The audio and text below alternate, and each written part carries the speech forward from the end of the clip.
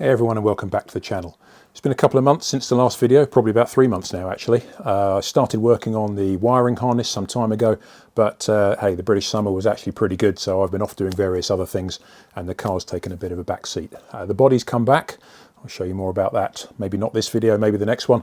But I recorded a load of content around getting the engine harness in and all the various connectors sorted a few months ago now, and I'm only just getting to the point where I'm bringing that all together. So I'm going to take you through what I can of that today. There's probably still a couple of bits left to do, but let's crack on and take a look at that. I'm Roy Farr, and this is my build of a Gardner Douglas 427 Mark IV.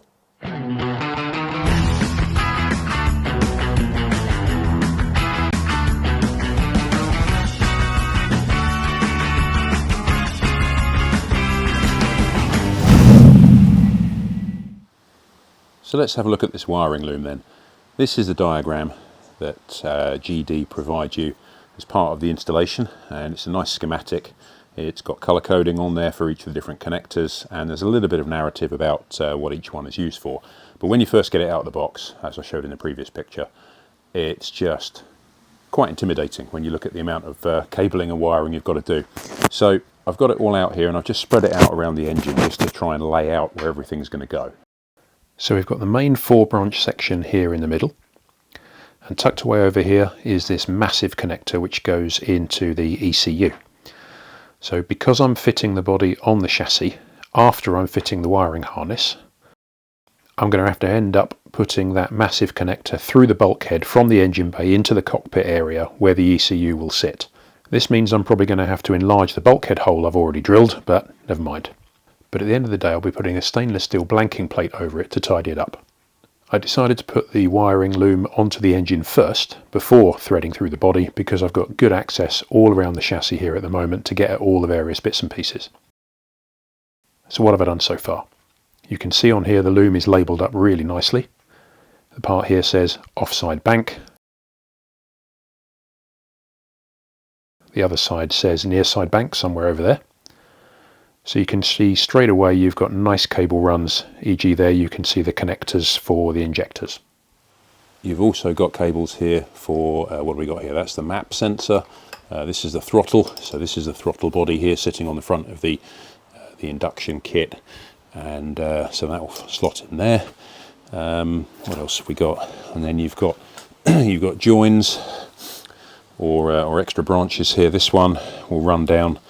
And what have we got on the end of this one? We've got the starter motor.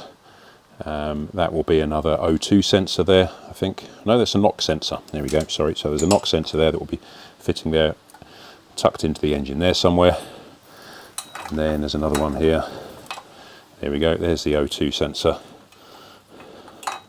So that will connect into this guy that I'd already fitted to the exhaust. All looks a bit of a mess at the moment, but getting it all done now before the body comes back will make this so much easier to do as opposed to when it comes back afterwards when there's limited room. So you've got another run here. This would be the near side bank, and do the other 4 injectors connections that side. And then we've got another branch off this side where you've got a couple of big round connectors that go to the body loom. And then you've got this guy which is another O2 sensor, so that will go to the other, just about to see that down there, where are we, just down there, that will go to the other bank of the exhausts. And then we've got another bank coming off of that. That one here, I'll leave it there for the moment, but that then runs underneath, and under here you've got a couple of wires that come down for the reverse sensor here, and then there's another one that runs along, where are we, I'll just pull that back through. There's a couple here for the speed sensor. So there's a couple on this gearbox. There's a mechanical one and an electrical one, and just tucked in there that's the electrical one. And then finally just the other side of the car, let me just step over, just down this side, up in there at the back of the gearbox, there is a reverse lockout solenoid to stop you accidentally shifting into reverse while you're in any of the forward gears. So that's, I believe that's wired to the brake and the clutch being depressed, so you can only shift into reverse, and that solenoid drops the barrier so that you can get over into reverse when those two pedals are pressed. Back on this side again, so each of these connectors to the gearbox, these three, reverse lockout on the other side and the speed sensor, they're just left as bare wires here, and we've got some sort of multi-plugs. So what I'll need to do is get the correct multi-plugs and splice those in, effectively just join those together on here so we've got those connected properly, and that'll be nice and tidy. And in the last bit of the loom here, we've got that ECU connector there, but there's another spur that runs off here. We've got a massive multi-plug block here, which I think is the relay for the fuel pump, and then there's a few other bits and pieces. I think one of these goes off to the pedals. Yeah, this one goes to the pedals. So all of this will sit inside the car, all of this inside the car, and then the rest of that with that grommet, and everything else sits in the engine bay and around. Okay, let's have a little look at the wiring so far. So again, from the main branch, we've got the near side branch that runs off this way over to the left-hand side, passenger side of the engine, near side, and then down here we've got another one that runs over the off side, or the driver's side. I've found that running these cables in these groups here in the wrap actually sits quite nicely if you tuck the injector cable actually underneath and then pull it out over the top. So in this case, this one here, it's quite difficult to see there, when it comes out from underneath, it actually then doesn't sit up against the fuel rails here, so it all kind of sits quite nicely out of the way. And just using some cable ties here, actually just threading through, if you can see that very well there, threading through this metal bracket here that's sitting and holding the injectors, so that kind of holds that quite nicely there. So all four of those injectors plugged in. Coming down to the front, we've got the map connector for the airflow. We've got the throttle body connector here. There's a couple of starter motor cables here that I have yet to connect. I'll do those when I run the cables from the battery. And tucked right up there along and behind the starter motor, there is another knock sensor.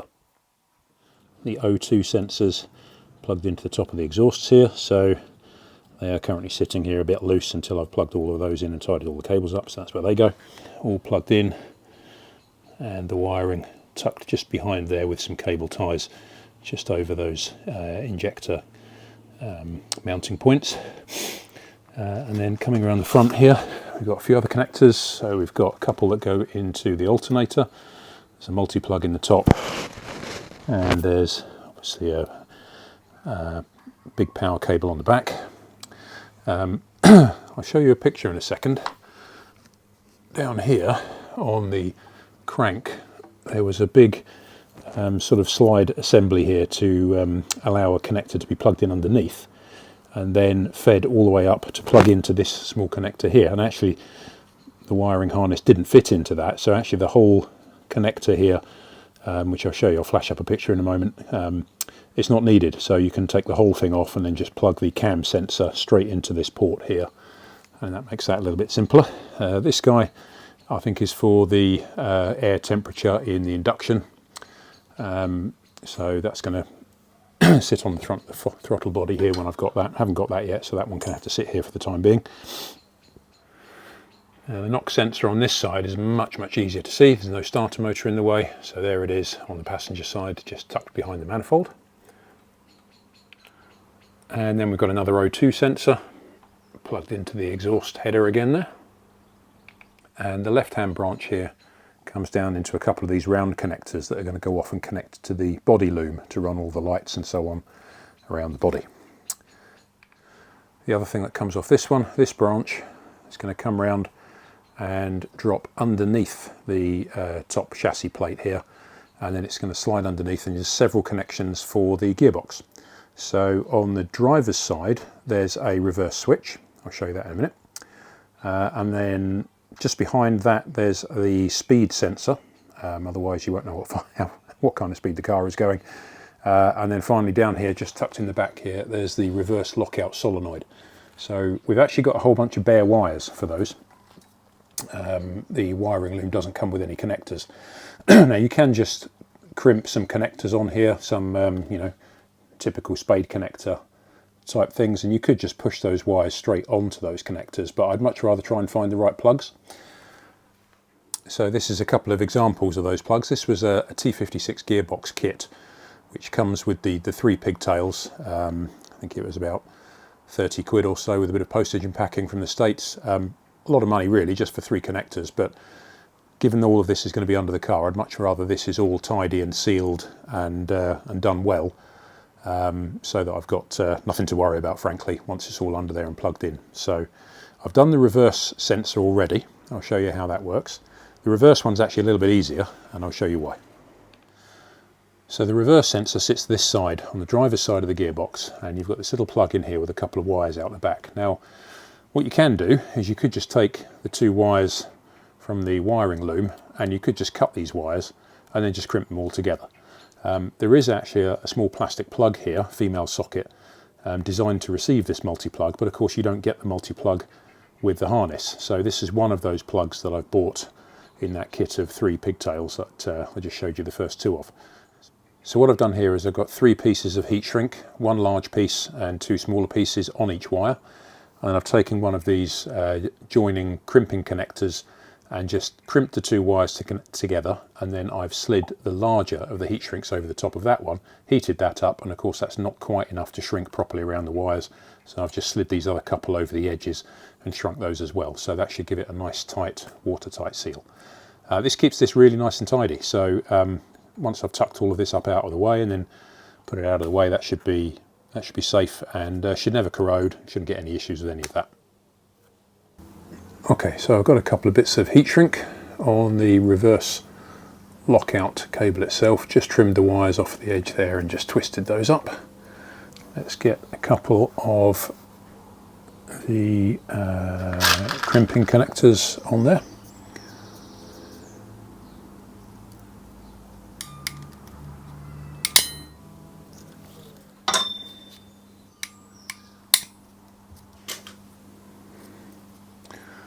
Okay, that's those on. Let those hang for a second. And now on the pigtail, with the multi-plug on the end, I've actually got somewhere sitting on here 2 of the smaller connectors, 2 of the smaller pieces of heat shrink, and the larger piece that's going to go over that crimping connector. So let's just strip the ends of these.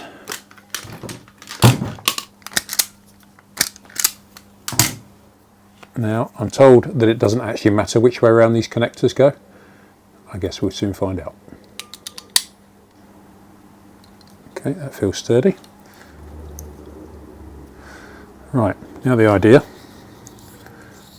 is to run a larger piece of heat shrink over the top of the first one, and we'll quickly heat that up, and then we'll see if we get it small enough, and we'll heat the other smaller pieces around it.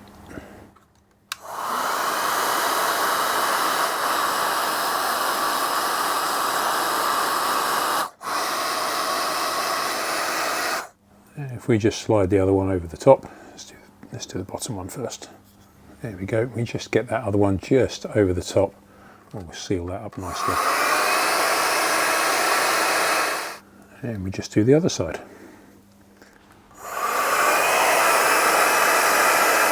Right, I think because the wires are so close together there, I think we'll do this one this side, and then we'll do the final 2 together.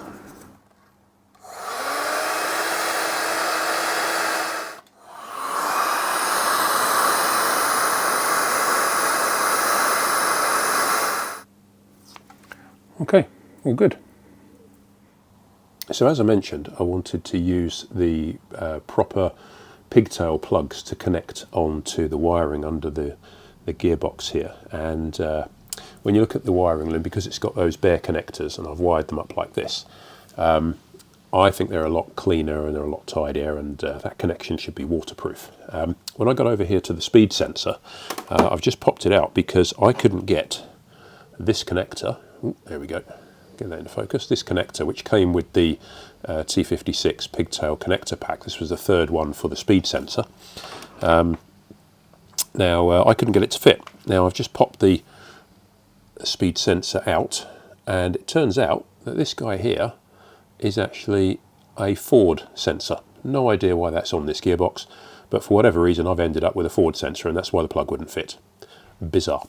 But this is a T56 Magnum gearbox, and you can get a multitude of different sensors. So if that was the old one with, just about make out the 2 pins in there, and if you can see either side there's a couple of, oops, get back in focus, either side there's a couple of clips, so the clips are on the side, not on the top. The right connector you need is this one. Nope, can't get it in there. You can just about make out, hopefully, that there's sort of a mushroom shape upside down there, so the plug fits in there much better, and there's the single locating clip on the top, meaning this guy actually fits properly. So let's just pop that guy back in and let's look at what that looks like.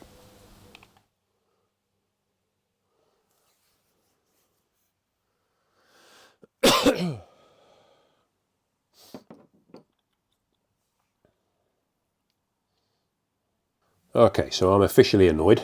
So this was the forward sensor, which fits perfectly, just I couldn't get a pigtail to fit. And this guy was the GM T56 VSS that was supposed to fit this, but when I put it in, just to offer it up, this being the forward one, this little hole here and this little bracket sits too far over to the left, and for me, if I'm going to have to start drilling holes in it, then it doesn't feel like it's the right piece. So yeah, a little bit annoyed at that, because I'm trying to put all the right plugs in each of these and make it all watertight and so on. So what I've ended up doing is exactly what Andy suggested in the first place, but just for the speed sensor. I've taken a couple of crimp connectors, just the single pointed ones, so bear with me. These guys, where are we? So I've taken just a couple of those, and they actually fit straight on the pin. So you need 2 of those, and I've just crimped those on the end and wrapped some heat shrink around them, and then that'll have to do. I will probably wrap a bit of fabric tape around there and a bit of insulating tape, and that'll have to do. Not what I wanted to do, but got to crack on. Right, so this is what we ended up with. The reverse light, 2 cables come out into a female plug, got the multi-plug for that, little connector there to hold the wires, and that will come up and round, and I've just kind of cable tied a few bits and pieces there to try and keep everything tidy and no rattles. The speed one comes down there, tucks behind that chassis rail, and then I've just used those couple of connectors, pushed them into that block on there, and then just wrapped all of that with insulating tape. And the same thing this side, you can see we've got the reverse lockout wire coming around there, and we've got a multi-plug sitting in the back of that. No need to chop the connectors on that one, that looks nice and tidy in there. So carrying on with the wiring loom, on the near side there is this sensor sitting in the block here, and it's tagged ECT, so that's engine coolant temperature. This one is apparently used to drive the fan on the front. The ECU then decides when to turn the fan on.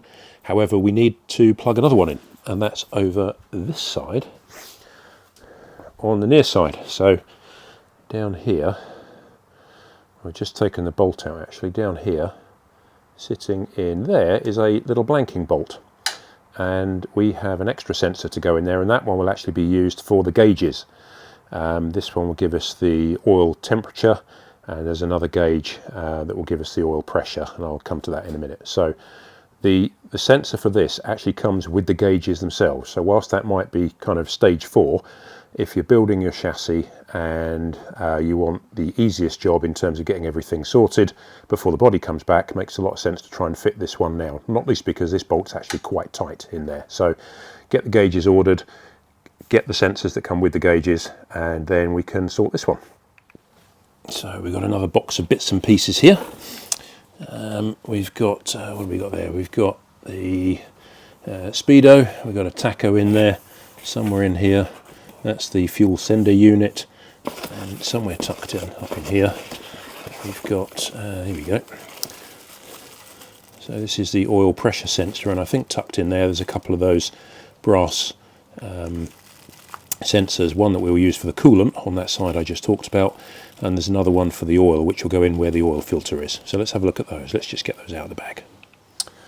So we've got two of these brass sensors, as I mentioned. They're both exactly the same. We're going to take one of those and we're going to pop it just in that corner there, replacing that bolt.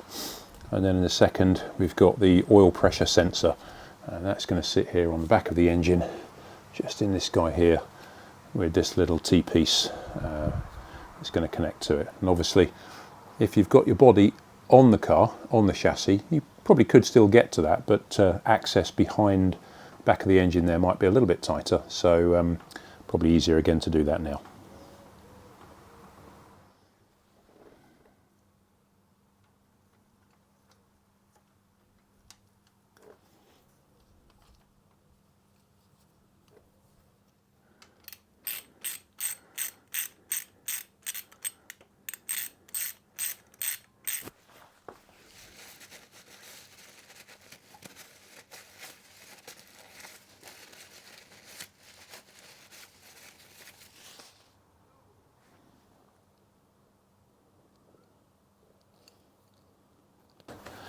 So now we're going to take this little guy out and fit this oil pressure sensor in the same spot.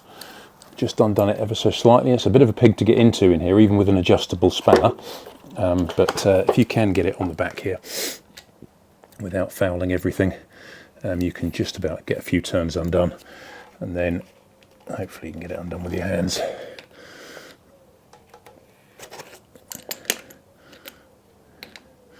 Again, clearance here is quite tight, and you can see where the adjustable wrench is. This would be quite difficult to do unless you've got a really long and large socket to get down here over the top of this once the body's in place.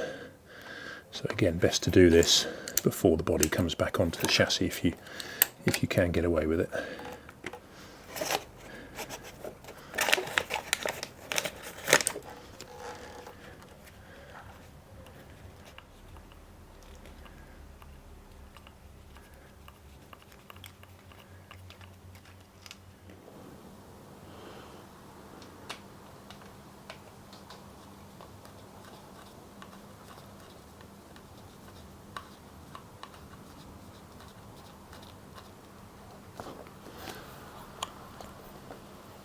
We're ideally going to want this to turn around a bit more than that so that we can get this thread pointing that way. So hopefully the adjustable on there will help. A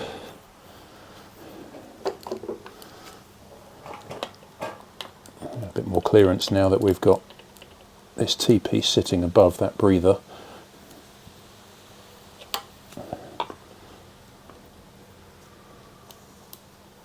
And that feels like that could go a little bit further, but that's starting to push too far over there. So let's see, can we get this guy in there, sitting there like that, or is that going to be too close? That's too close to that side. Let's try and rethread that.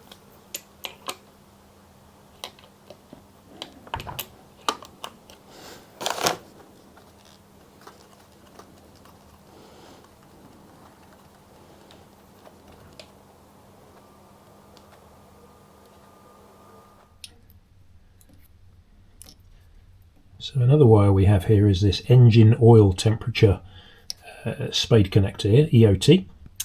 And when I first looked at my car, I thought, where on earth does this go? The only place that looked logical down here was this little contraption sitting on top of the oil filter.